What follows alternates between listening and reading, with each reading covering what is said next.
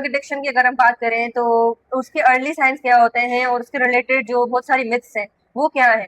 जो सबसे बड़ी मिथ जो मुझे लगता है ना वो ये है कि ये एडिक्शन जो है मेरे कंट्रोल में, ये सबसे बड़ा मिथ है। आप जब मैंने ये चीज़ जब भी मैंने पेशेंट्स को इंटरव्यू किया है ना, उन्होंने यही बोला है कि हमें लगता था कि ये चीज़ हमारे कंट्रोल में, हम इसे कंट्रोल कर लेंगे, और ऐसा नहीं होता। आपका ब्रेन आहिस्ता-आहिस्ता करके उस चीज़ के ऊपर इतना एडिक्टेड हो जाता है ना कि जब आपको वो डोपामाइन नहीं मिलता, तो आप उस डोपामाइन के लिए कुछ भी करना शुरू कर देते हो।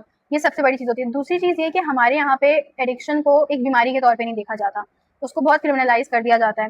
तो सबसे बड़ी चीज़ ये कि आपको एडिक्शन को भी बीमारी के तौर पे ही देखना है। एडिक्शन भी एक बीमारी है जिसको उसी तरीके से डील करना है जैसे बाकी बीमारियों को डील किया जाता है। और सबसे इम्पोर्टेंट ये है कि साइंस और अर्ली इंटरवेंशन तो बहुत मैटर करती है। अगर आप जैसे पेरेंट्स को चाहिए कि अर्ली साइंस आपने देख लिया ना, आप उसको अर्ली इंटरवेंशन की तरफ ले जाओ, आप किसी अपने इलाके के पास रिहेबिलिटेशन सेंटर से रब्ता कर लो, तो अर्ली साइंस के अंदर सबसे पहली चीज़ आती है कि उनके अंदर सीक्रेसी आ जाती है, कि वो सीक्रेट्स रखने लग जाते हैं, आइसोलेटेड रहने लग जाते हैं। कि जैसे अगर कोई बच्चा है तो वो अपने पेरेंट्स से आंख में लाके बात नहीं करेगा, वो अपने पेरेंट्स को अवॉइड करेगा क्योंकि उसको शक होगा कि वो उसके देख लेंगे, कोई ना कोई प्रॉब्लम चल रही है।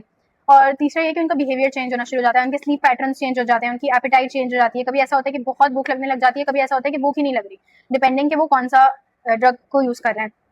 और सबसे बड़ी चीज़ ये होती है कि फाइनेंशियल उनके ऊपर इम्पैक्ट आता है कि या तो वो पेरेंट्स से बहुत पैसे लेना शुरू हो जाएंगे, अगर कोई हस्बैंड कर रहा है या जो बड़ा इंसान कर रहा है तो उसके भी फाइनेंशियली बहुत उसके ऊपर आएगा कि वो आपको कम पैसे दे रहा है, उसको आपसे पैसे चाहिए, लोगों से उधार मांगने लग रहा है। तो ये सारी चीज़ें कि बिहेवियर चेंजेस, तो इसके लिए ना अवॉइड पेरेंट्स को ऐसे करना है।